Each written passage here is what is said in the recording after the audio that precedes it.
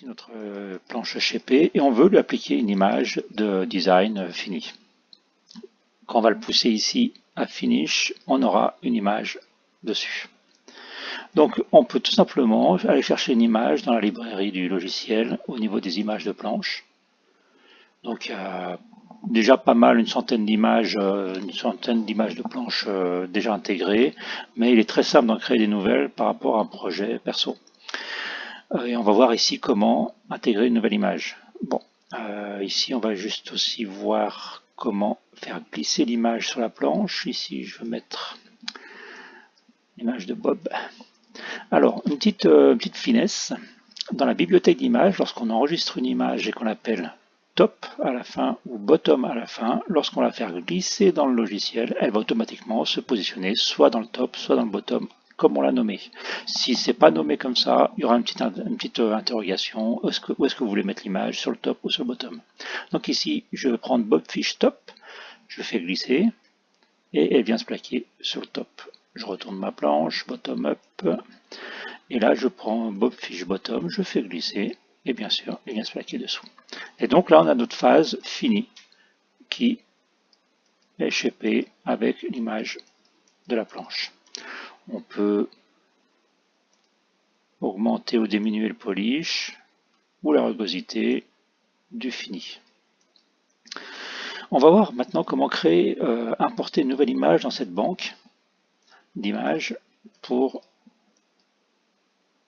faire sa propre bibliothèque avec les images des planches que l'on shape nous-mêmes.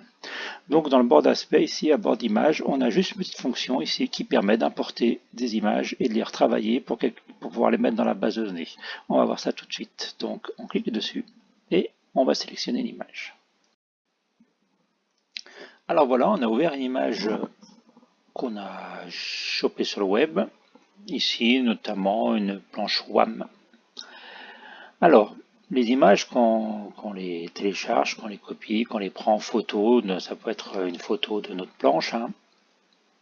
Il faut juste prendre une image dessus, une photo du dessus, une photo du dessous, donc bien parallèle à la face pour pas qu'il y ait trop de déformation.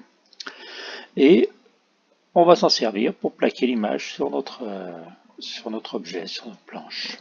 Donc, lorsqu'on l'importe, il ne faut pas trop la zoomer au départ. On va d'abord commencer par la mettre dans le bon sens avant de trop la zoomer pour pas la dénaturer en termes de qualité. Voilà. Alors la taille d'image, l'idéal c'est 1024 de large pour 1024 par 1024 en termes de résolution. C'est pas la peine de prendre plus précis parce que elle sera de toute manière réduite pour avoir un maximum 1024 de largeur pour la texture. Donc 1024 c'est parfait, 1024 par 1024 vos photos c'est parfait. Là on va mettre le tel à gauche, tac, donc je vais flipper comme ça, hop, et je vais la positionner bien centrée et bien régulière pour qu'elle vienne se plaquer après sur ma planche. Donc là je zoome un petit peu pour la faire coïncider avec les extrémités de l'ajusteur là, tac.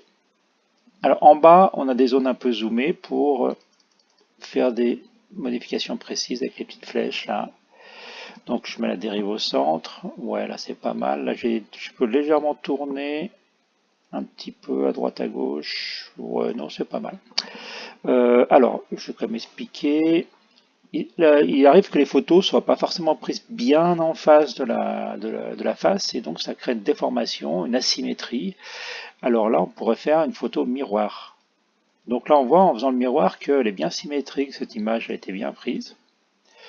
Et on pourrait, si on voulait ne pas faire un miroir en termes d'aspect, mais conserver vraiment le design, mais simplement redresser la partie mal dimensionnée, on utilise le miroir pour vérifier qu'elle fait la bonne taille, quand on l'inverse. Et en fait, on va venir modifier, on peut étirer juste une partie, et vérifier. Vous voyez là, le miroir fait voir qu'il y a une partie qui est trop étirée. Imaginons que ce soit une planche prise un peu en travers. Donc, je défais le miroir et je viens contracter la partie qui était trop large.